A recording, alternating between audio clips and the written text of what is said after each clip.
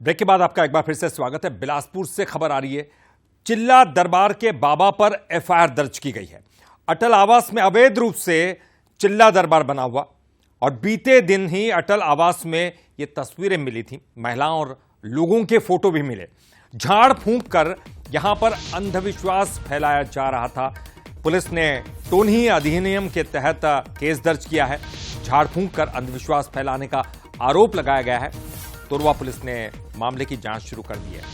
तो चिल्ला दरबार के बाबा पर एफआईआर दर्ज की गई है। कई फोटोग्राफ्स यहां से मिले हैं, जिनके आधार पर बहुत सारी बातें सामने आई। महिलाओं और लोगों के यहां पर फोटो मिले हैं और तो नहीं जो अधिनियम है उसके तहत इनके खिलाफ केस दर्ज किया गया है।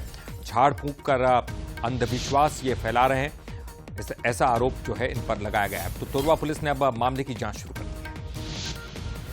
प्रार्थी द्वारा ये कहना था कि वो काफ़ी समय से मानसिक एवं शारीरिक रूप से प्रताड़ित था, जिस कारण से वो एक चिल्ला दरबार है उसके बारे में सुना, जो कि देवरी खुर्द के अटल आवास में स्थित है। वहाँ पे जाने पर उसने वहाँ पे बाबा से मुलाकात की और लगातार उनके संपर्क में रहा, लेकिन उसकी स्थिति में कोई राहत या सुधार नहीं आने के बाद उसने आके यहाँ पे तोरवा थाने पे रिपोर्ट दर्ज कराई। टोनी प्रताड़ना अधिनियम के तहत एफआईआर दर्ज की गई है और अभी विवेचना इस मुद्दे में जारी है। कुछ महिलाओं के फोटोज भी जो बाबा है उनके कस्टडी से मिले हैं। उन फोटोज की अभी वेरिफिकेशन और उनकी जानकारी पे अभी पुलिस जुटी हुई है।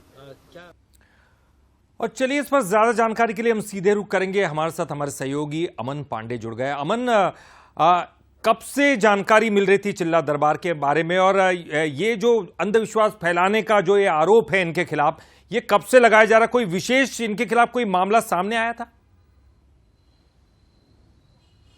जी बिल्कुल ललित, ये जो पूरा मामला है ये लगभग एक सप्ताह से ज्वलनशील है। बिलासपुर शहर में सबसे पहले मामला सामने आया कि पीएम अटल आवास में अवैध कब्जा करके एक धार्मिक जो संस्थान जैसा स्ट्रक्चर बना लिया गया है, उसे ही जो चिल्ला दरबार जिसे कह रहे हैं, जिसका नाम सामने आया, वो स्ट्रक्चर वहाँ बना लिया गया था। गुंबदनुमा एक आकृति थी जिसके अंदर झाड़ फूंक और जादू टोना जैसे काम करने की शिकायत मिल रही थी।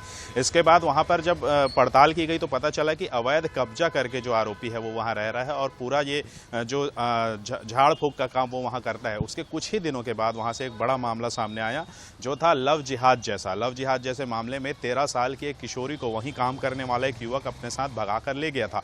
हिंदू संगठनों की जो अलर्ट होने के बाद, लगातार कार्रवाई करने के बाद उन्हें उस बच्ची को बरामद करके उत्तर प्रदेश से यहाँ ले आया गया और उसके बाद फिर इस पूरे मामले में जो है हर दिन कुछ ना कुछ नया सामने आ रहा है। अभी कल ही की बात करें जाए, परसों की, तो परसों शाम को वहां से कुछ तस्वीरें बरामद हुई। इन तस्वीरों पर संदिग्ध निशान भी बने हुए थे कि जो महिलाओं और युवतियों की तस्वीरें थी उनके चेहरे पर गोला बना हुआ था और क्रॉस का निशान बना हुआ था।